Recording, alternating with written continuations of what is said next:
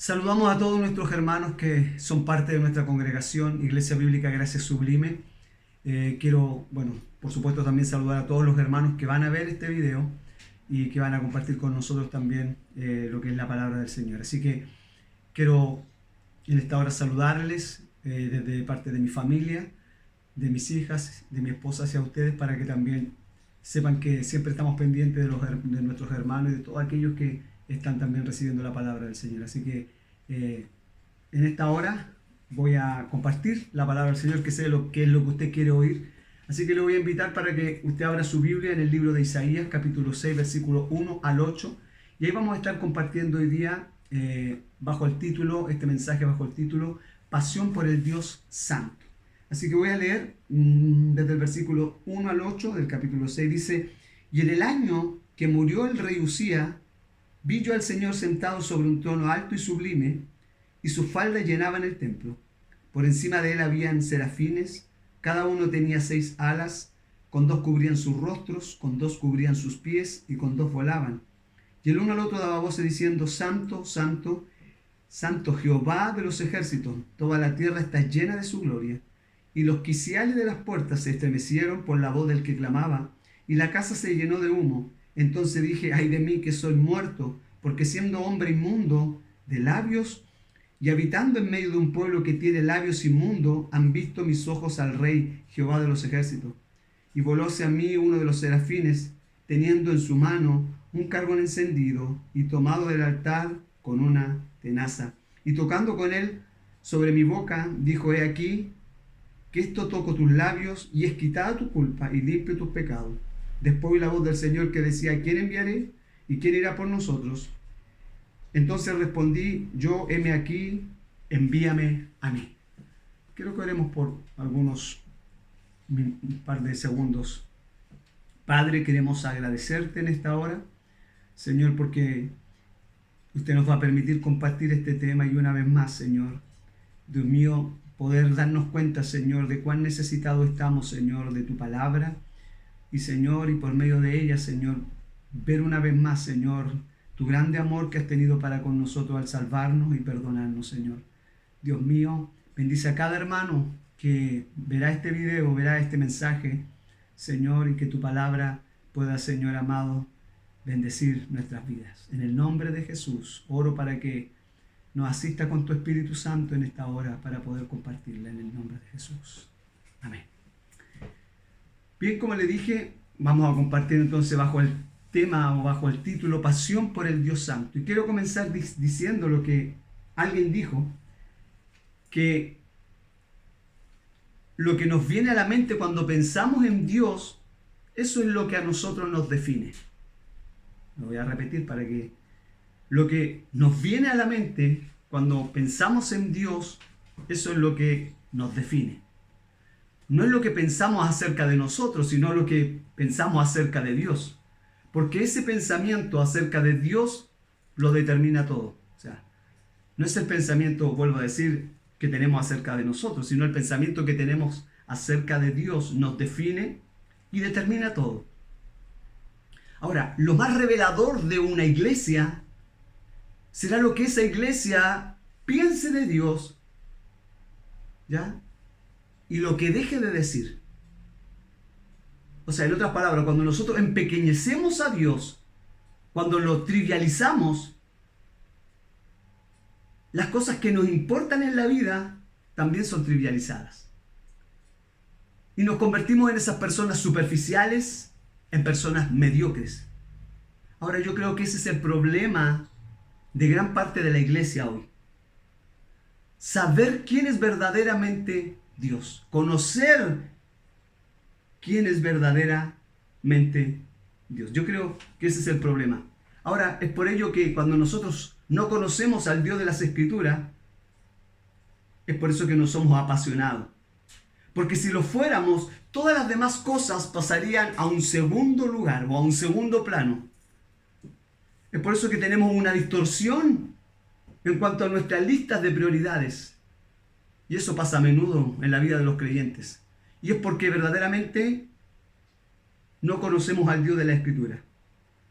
Por eso todos necesitamos pasar por esa experiencia o por una experiencia similar a la que pasó el profeta Isaías y que está en este capítulo 6.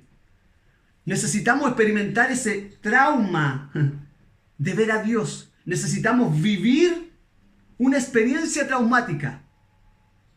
Es por eso que pidamos hoy y pidamos al Espíritu Santo que venga sobre nosotros o que se mueva en nosotros y que todos podamos experimentar este trauma que vivió el profeta, hermanos, Isaías. Y yo quiero decir que es muy importante en el tiempo que Isaías estaba viviendo, porque cuando Isaías predica es un tiempo muy difícil.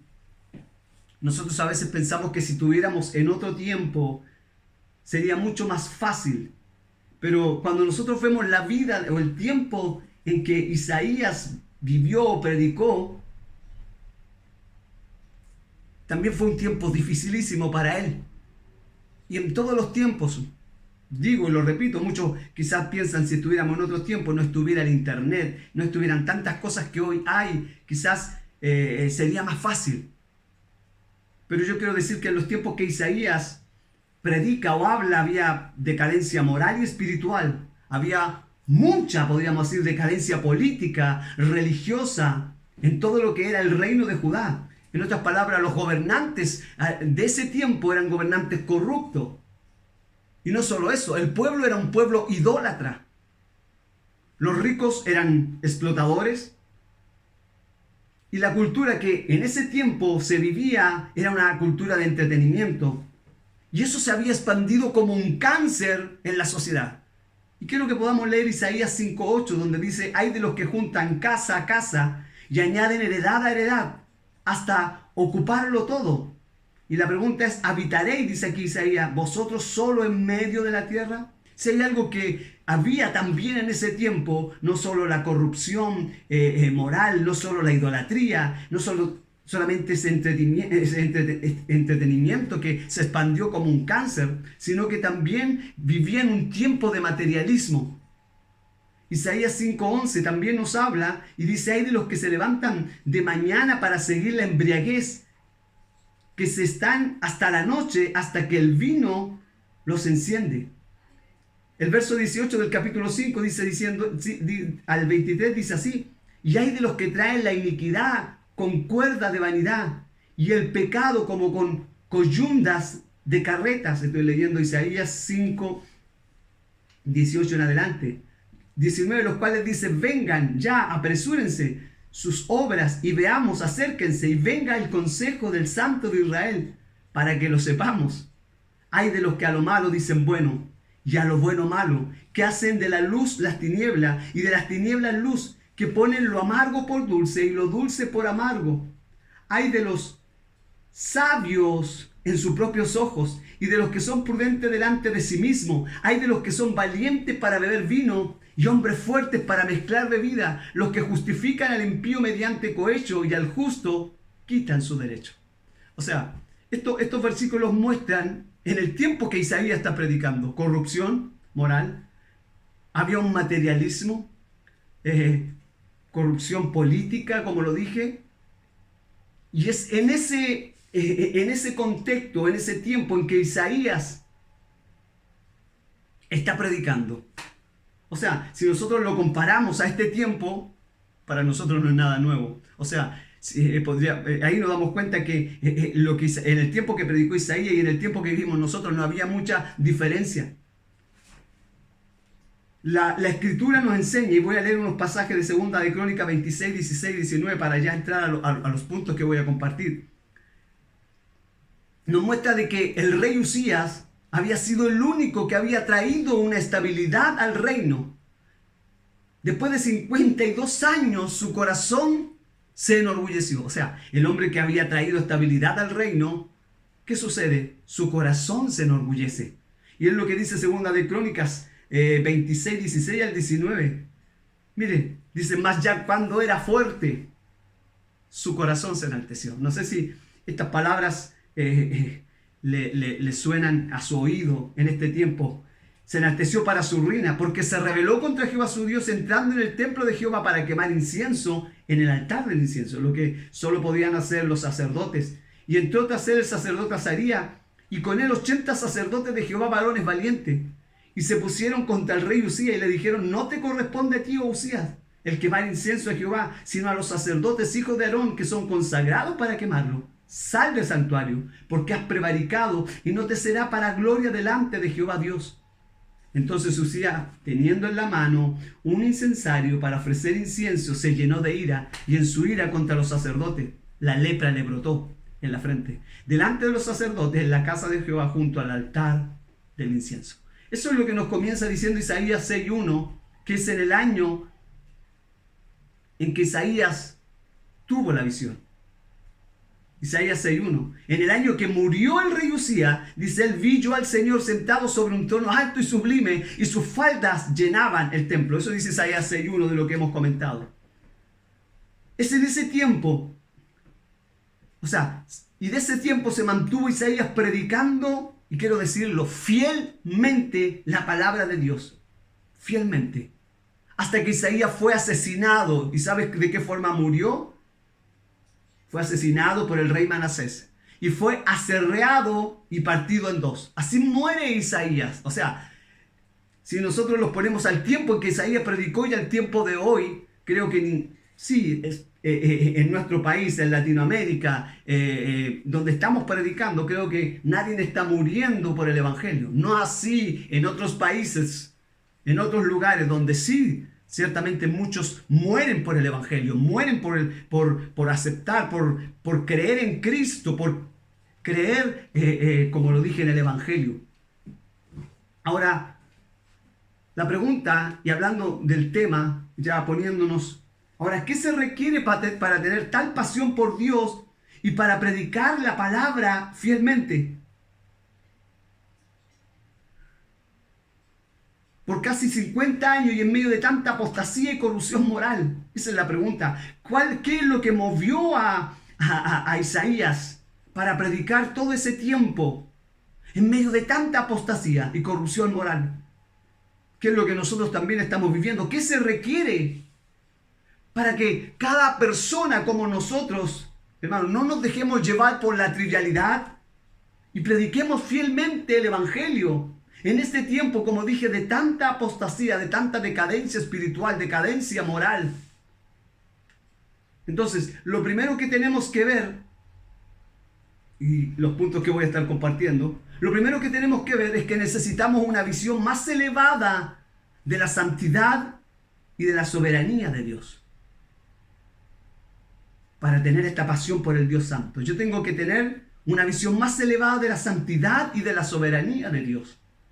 Los versículos que leía: y en el año que murió el rey Usías, vi yo al Señor sentado sobre un trono alto y sublime, y sus faldas llenaban el templo.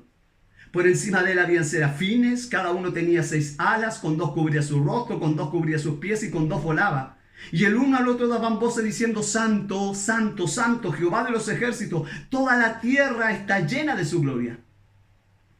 Lo primero que esto le muestra al profeta, la exaltada, hermanos, y poderosa soberanía de Dios. Cuando hablamos de soberanía, estamos hablando de que Dios lo controla todo, nada se escapa. Esa es la soberanía de Dios.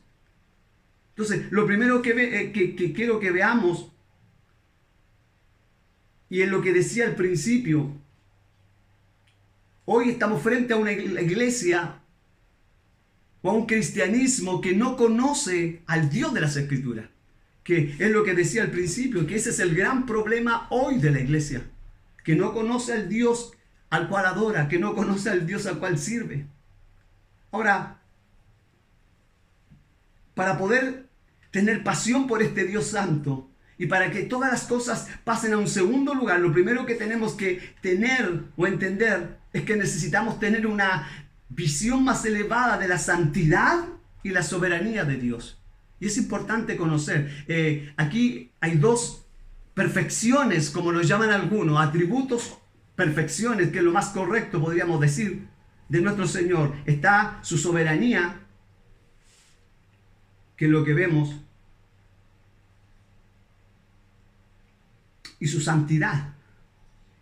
Y que luego vamos a explicar este texto: Santo, Santo, Santo. Entonces, esto nos muestra y le muestra al profeta la exaltada, como dije, y poderosa soberanía de Dios. Él lo ve sentado en un trono alto y sublime y ve que sus ropas, como dice el texto, llenaba el templo. Por encima de él habían serafines. Ahora, ningún rey terrenal, no existe sobre la tierra alguien que se pueda comparar con el esplendor y la majestad de nuestro Dios. Quiero decir que Él es infinitamente poderoso, Él es infinitamente majestuoso. Ahora el texto dice que habían serafines y ellos cubrían su rostro y sus pies frente a esa majestad de Dios. Y esto es lo importante. Ellos no tenían una visión o una imagen trivializada de Dios. Y solo dejaban que su boca alabara a Dios. Vuelvo a decir, ese es el problema de Dios. Lo que tú piensas de Dios es lo que te define cómo tú eres. No eres lo que piensas de ti mismo, es lo que piensas de Dios. Siempre hago esta pregunta si conocemos al Dios de la Escritura. Ahora, el verso 3 dice, y el uno al otro, hablando de estos ángeles, serafines, daba voces diciendo, Santo, Santo, Santo, Jehová de los ejércitos, toda la tierra está llena de su gloria. Ahora, y es importante explicarlo, aquí no está diciendo que Dios es 3 veces santo. Decir eso es incorrecto. Cuando la Biblia nos recalca por 3 veces como está aquí, o cuando la Escritura enfatiza algo como esto, santo, santo, santo, entonces no está diciendo lo importante, podríamos decirlo así, o quiere enfatizar y recalcarnos la santidad de Dios. Dios es santo, infinitamente santo. No es 3 veces santo, es infinitamente santo. Pero la Escritura aquí, al repetirlo 3 veces, nos está mostrando la importancia, la relevancia que tiene la santidad de Dios o esta perfección de Dios. Nosotros no vemos que la Biblia nos dice que Dios es 3 veces justo, que Dios es 3 veces amor. Pero sí nos dice que es 3 veces santo para dar ese realce y que nosotros podamos entender de una vez por todas lo que es la santidad de Dios. Cuando escuchamos que Dios es un Dios santo, lo primero que se nos viene a la mente es la pureza moral, y que también es correcto decirlo, porque Dios no tiene nada que ver con el pecado en ninguna de sus letras. Es más, quiero decir que Dios, y nos dice en el libro de los Salmos, que Dios está airado con el pecador. Ya he hablado acerca de eso en otros sermones.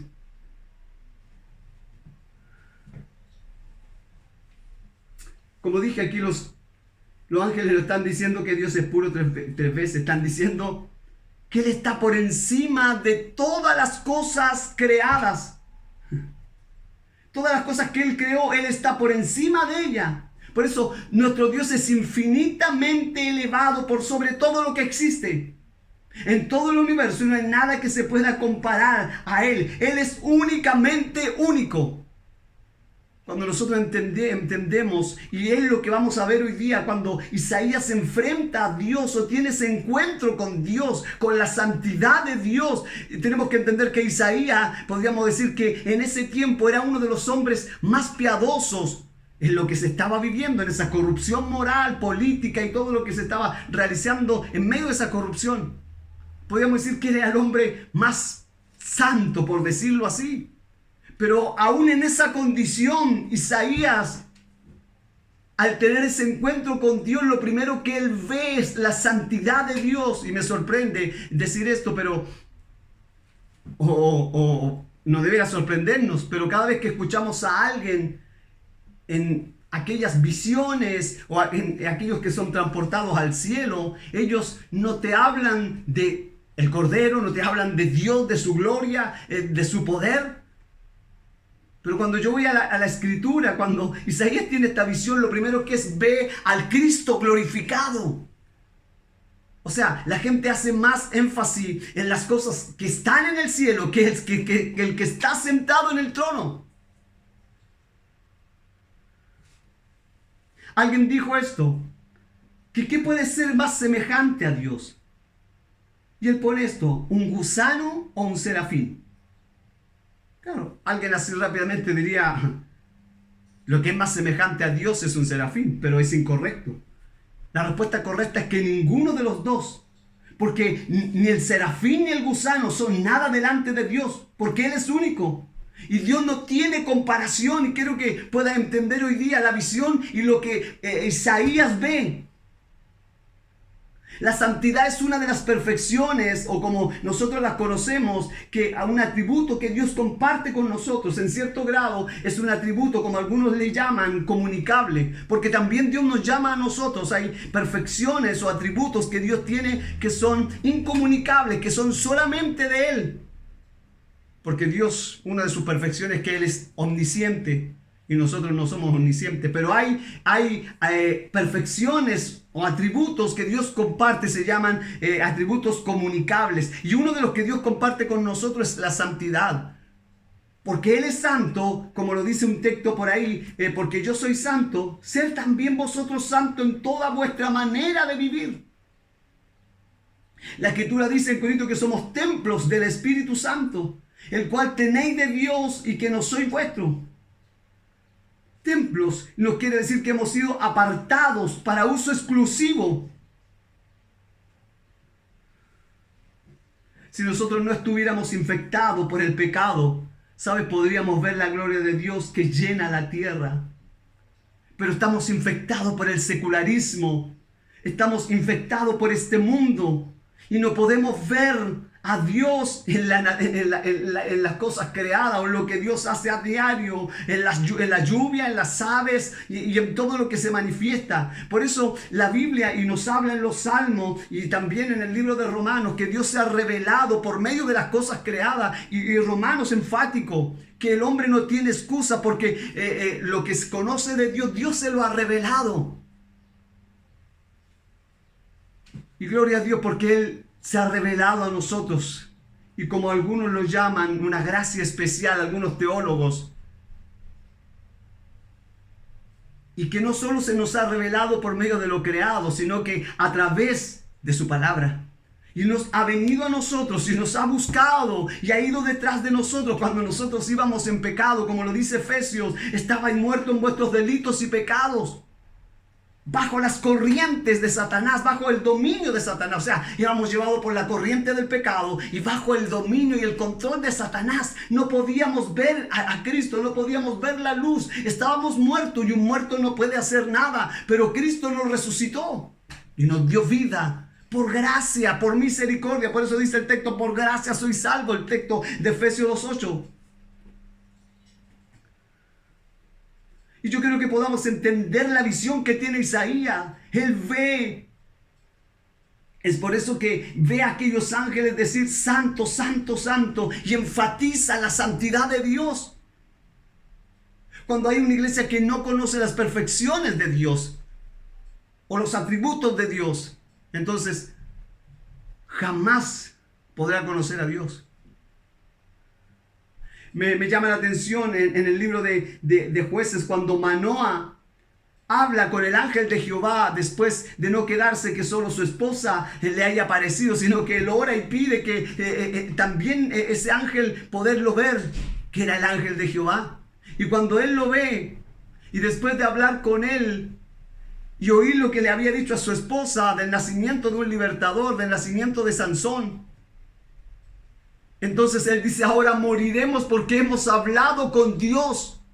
Porque esos fueron hombres en la Escritura que entendían y sabían quién, aleluya, era Dios y su gloria y su santidad. Es por eso que Isaías dice las palabras las cuales estamos viendo hoy. El verso 4 dice, los quiciales de la puerta se estremecieron con la voz del que clamaba. Y mire, la casa se llenó de humo y los ángeles cantaban y el templo y la casa se llenó del humo. Es por eso que nosotros necesitamos ver a Dios majestuoso y excelso, soberano, por encima de toda la creación. Te pregunto, después que Isaías tiene esa visión, cuando él vuelve a su casa, te pregunto, ¿qué crees que él llegó pensando en su casa? Cuando tú te enfrentas a las Escrituras y a la palabra de Dios y tienes un encuentro verdadero con Dios, cuando Isaías vio esa visión, ¿tú crees que él llegó a su casa pensando en los hermanos que no lo saludaron? ¿Crees que llegó a la casa pensando en que el púlpito no estaba medio a medio de la iglesia? ¿O crees que llegó pensando es que, el pastor hoy no fue cariñoso conmigo? No, Isaías cuando volvió a su casa, después de esa visión que tuvo, él se dio cuenta de su pecado.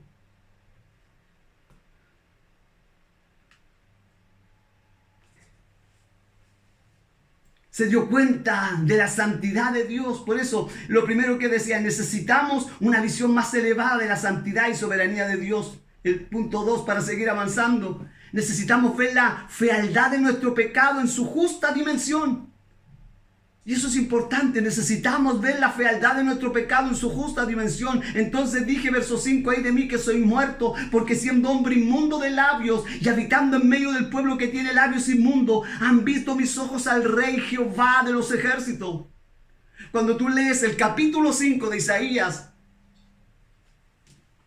allí hay un ay por lo malo. Hay de lo que a lo bueno, y lo leí arriba, le dicen bueno, y a lo malo malo, a lo bueno malo y a lo malo bueno. Pero aquí el ay que aparece, ay de mí, dice, que mis ojos han visto a Dios.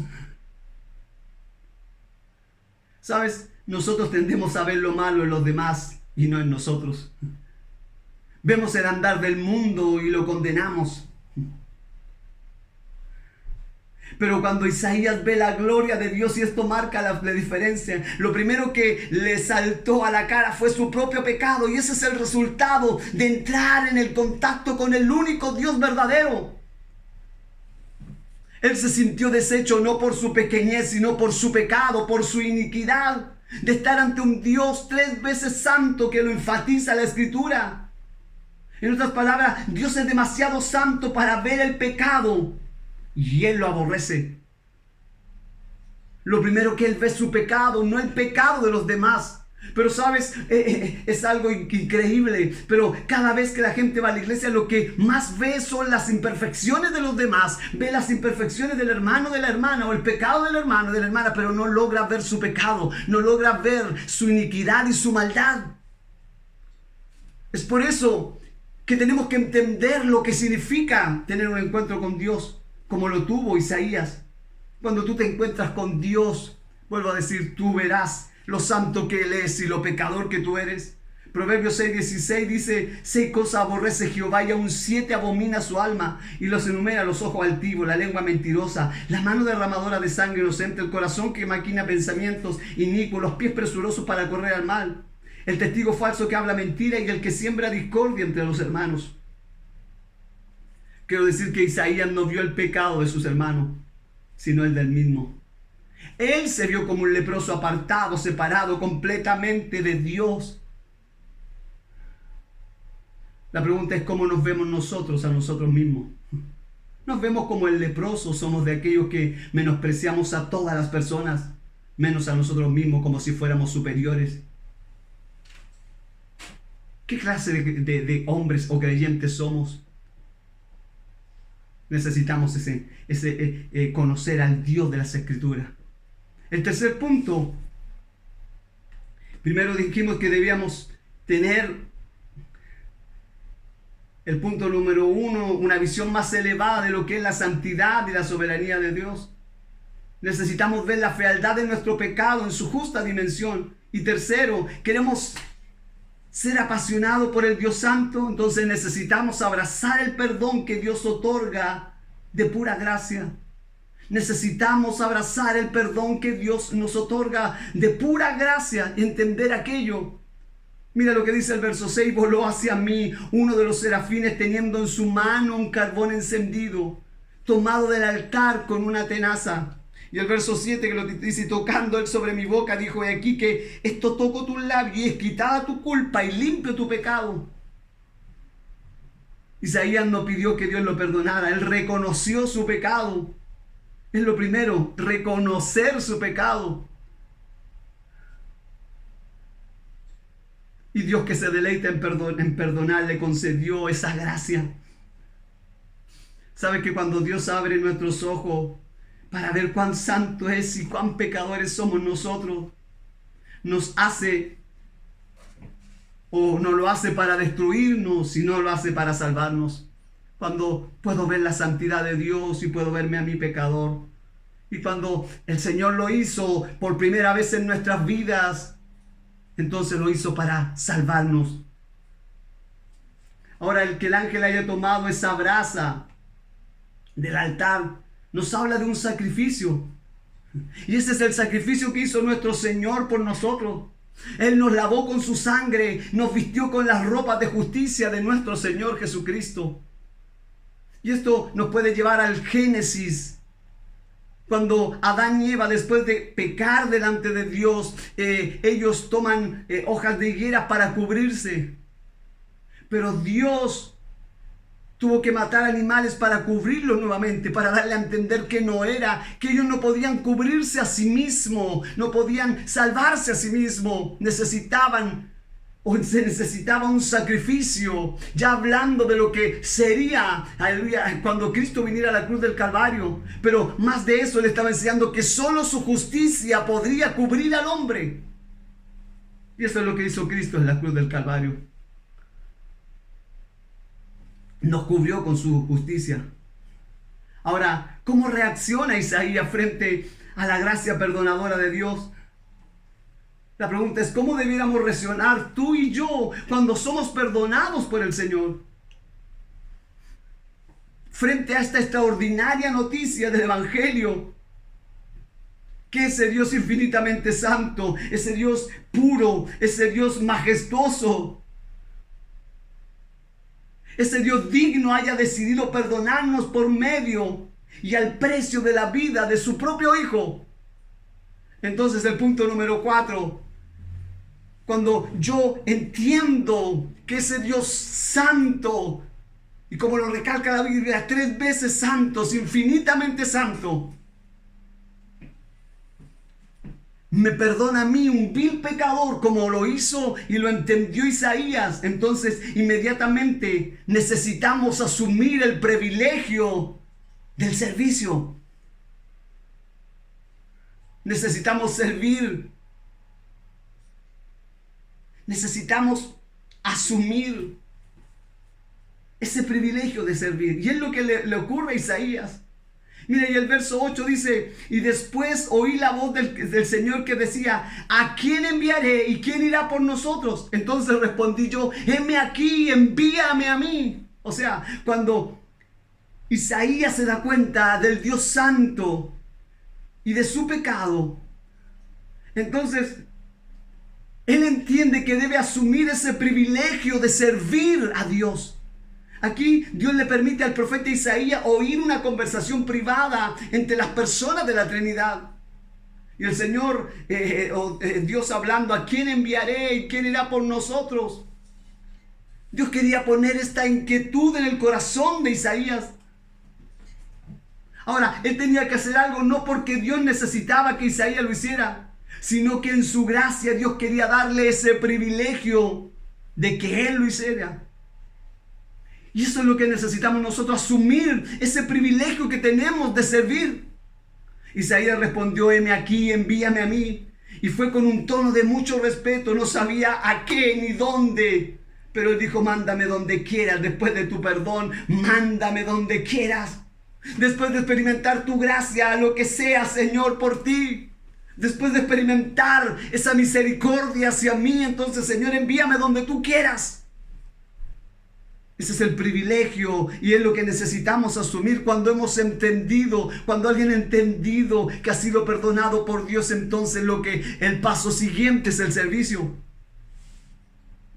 Ahora, hay una pregunta muy importante que es lo que quiero en este cuarto punto recalcar. Y voy a terminar con ello. ¿Por qué Isaías recibe el llamado después de la visión? Es por eso que hay muchos que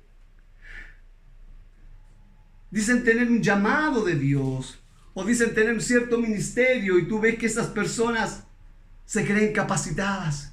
Esas personas están infladas de orgullo, están infladas de su capacidad humana.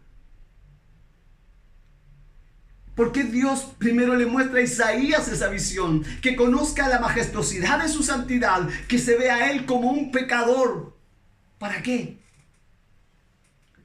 Porque si él no hubiera tenido ese encuentro con Dios, entonces él y hubiera sido llamado antes de esa visión, entonces él se hubiera creído capacitado.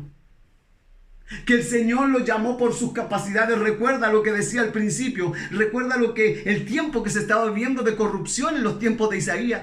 Usías, el rey que había traído y que había de alguna manera ordenado y había apartado la idolatría, pero después su corazón se enorgullece.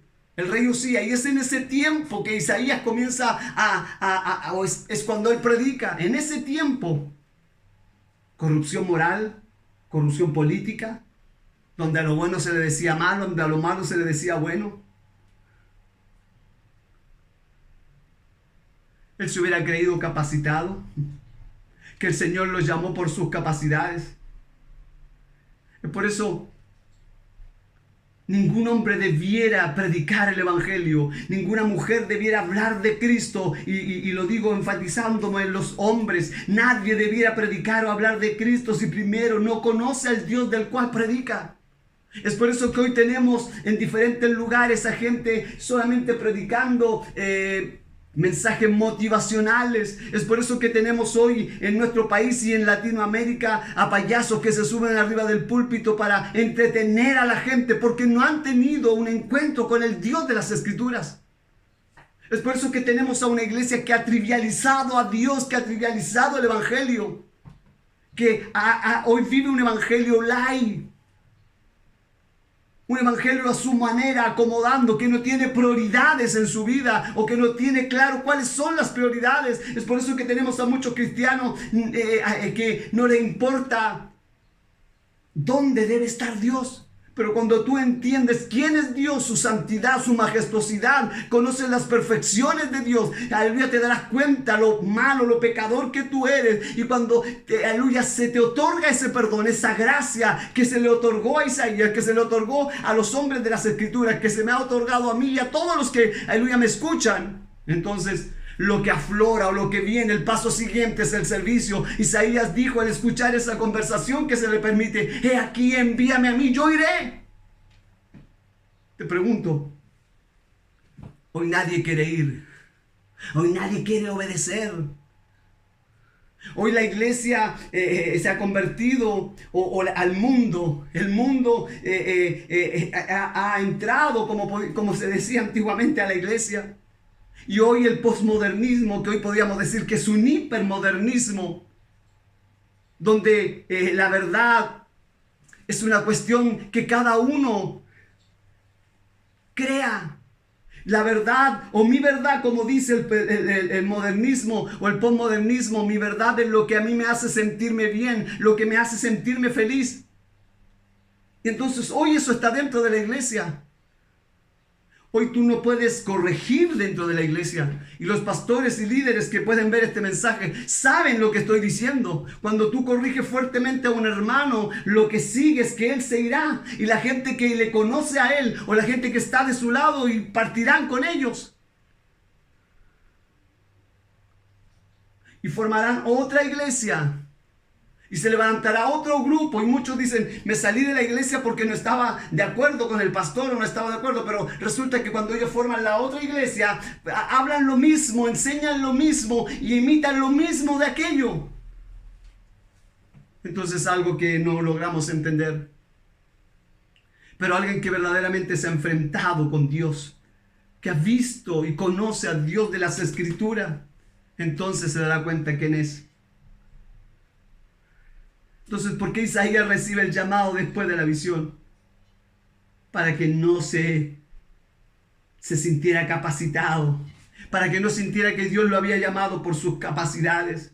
Por eso necesitamos encontrarnos con la gloria de Dios antes de hacer cualquier cosa por Dios. Si tú no te has encontrado con Dios, no hagas nada por Él. Muchos creen que merecen donde están, porque no han experimentado la gloria de Dios. Líderes, pastores. Isaías necesitó la visión de quién es Dios y el perdón de Dios para cumplir la misión.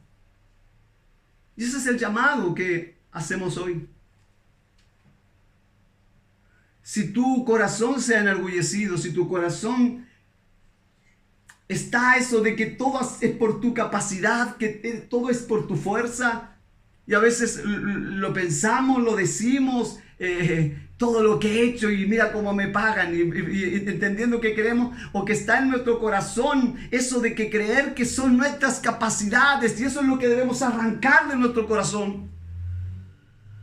Es por eso que cuando entendemos que solo hemos sido salvos por su gracia, la salvación por gracia destruye el egoísmo, el orgullo del hombre, te hace trizas, te despedaza. Cuando tú te encuentras con el Dios de las Escrituras, destruye tu vida completamente. Y lo digo porque por años, y como lo explicaba cuando prediqué acerca de las 5 solas, y cuando hablaba lo que la Iglesia Católica cree, que hoy muchas iglesias evangélicas lo creen. Sí, ellos creen que la salvación es por gracia, pero más las obras. Y muchas iglesias creen eso, y muchos creyentes que van a ver este mensaje y ellos creen que todo lo que están haciendo es para que un día Dios los salve, y no han entendido que la salvación es otorgada por gracia. Lo que tú haces, aleluya, después de ser salvo, de santificarse, es porque tú ya eres salvo, tú no te santificas para hacerlo. La salvación es completamente de Dios y no nos cansaremos de decir eso, porque eso, lo que muchos, aleluya, no lo han entendido, entonces se glorían de lo que hacen y ven a los demás como inferiores y ven el pecado de los hermanos porque no se han encontrado con la gloria de Dios. Pero si tú te has encontrado verdaderamente con Dios y con su gloria, como lo vivió Isaías, entonces lo primero que tú verás no es el pecado de los hermanos. ¿Has visto a aquellos que cuentan aquellas visiones de que van al cielo y comienzan a corregir y a ver el pecado en todos los demás, pero ellos nunca han visto su pecado? Y eso es común dentro de la iglesia. Por eso no hagas nada por Dios si no te has encontrado con el Señor, con el Dios, con el Dios poderoso, santo. Es por eso que hoy tenemos a una cantidad de personas predicando a través de todos los medios que Internet ofrece, creyendo que aquí la cuestión es pararse detrás de una cámara y comenzar a predicar, pero no le tomamos el peso de lo que estamos enseñando y predicando. No sabemos que lo que estamos hablando, predicando, enseñando tiene que ver con la eternidad de cada persona. Si tú no estás predicando el evangelio, por favor no ocupes estos medios. Si tú no estás predicando las escrituras, si tú no, la iglesia a la que perteneces no está centralizada en las escrituras por sobre las emociones de los hombres, no estás predicando a Cristo. Si en tu iglesia, aleluya, se levanta, no sé, un profeta, como quieras llamarlo, y tiene más autoridad que la Biblia, se le da más poder que las escrituras, entonces no está centralizado en las escrituras. Cuando hablamos de las escrituras, las emociones tienen que estar fuera, los sentimientos, el que yo creo, el que yo pienso, el que yo siento, debemos desarraigarlo de nuestros corazones y de nuestras vidas. Tiene que salir de nuestras iglesias. Tiene que ser la palabra del Señor. Lo que tú predicas está comprobado por las escrituras. Lo que tú enseñas aparece en las escrituras, o lo estás trayendo de la generación pasada, o lo oíste de predicadores pasados, o lo escuchaste de tal o cual predicador. Pero si no está en la escritura, y lo digo, a veces citamos versículos que ni siquiera son bíblicos. Es por eso que necesitamos encontrarnos con el Dios de las Escrituras. Y ese es el llamado hoy. Necesitamos tener esa visión traumante que tuvo Isaías, y que ni siquiera pidió perdón, sino que reconoció, siendo yo un hombre de labios inmundos, mis ojos han visto al Rey de Gloria. Y quiero terminar con el texto que, mira, dice: y en el año que murió el rey Usías, vi yo al Señor sentado sobre un trono alto y sublime, y sus faldas llenaban el templo. Por encima de él habían serafines, cada uno tenía 6 alas, con 2 cubrían su rostro, con 2 cubrían sus pies, y con 2 volaban. Y el uno al otro daban voces diciendo: Santo, Santo, Santo. Ellos reconocían que, aleluya, Dios era, no sé, perfecto en santidad. Jehová de los ejércitos, toda la tierra está llena de tu gloria. Y los quiciales de las puertas se estremecieron con la voz del que clamaba, y la casa se llenó de humo. Entonces dije, ay de mí, que soy muerto, porque siendo hombre inmundo de labios y habitando en medio de un pueblo que tiene labios inmundos, han visto mis ojos al Rey Jehová de los ejércitos. Y voló hacia mí uno de los serafines, teniendo en su mano un carbón encendido, tomado del altar con una tenaza, y tocando con él sobre mi boca, dijo: he aquí que esto tocó tus labios, y es quitada tu culpa, y limpio tu pecado. Este Dios que se deleita en perdonar cuando el hombre reconoce su pecado. Y el 8 dice: y después oí la voz del Señor que decía: ¿quién enviaré? ¿Y quién irá por nosotros? Entonces respondí yo: heme aquí, envíame a mí. Después de la visión, para que no estuviera basada en sus fuerzas o en sus capacidades, sino en el poder y la gloria del Señor. Pasión por el Dios Santo. Por eso Isaías estuvo dispuesto a morir de la forma que murió, aserrado, partido en dos, porque él sabía quién era Dios y sabía la condición que él tenía. Es por eso que no le costó servir. ¿Por qué hoy nos cuesta tanto servir? ¿Por qué nos cuesta cumplir la orden que nos ha sido encomendada? Es como dice Pablo: ay de mí si no anunciar el Evangelio, porque me es impuesta necesidad. A ver si podemos un día hablar de esos textos para poder entender lo que Pablo está diciendo. Quiero que oremos en esta hora y deseo que la palabra del Señor, una vez más, no te cambie por un momento ni por un instante, no provoque algo por unos minutos, sino como cristianos pueda ser algo que nos lleve a ver cada día las Escrituras. Señor, queremos agradecerte en esta hora por el amor y la misericordia que nos das. Gracias, Espíritu Santo, por asistirnos al poder predicar tu palabra. Señor, bendice a cada hermano y a cada hermana que estará oyendo este mensaje. Que la gracia suya, Señor, que su misericordia y que la comunión de tu Espíritu, Señor, sea, Señor, con todos nosotros. Amén y amén.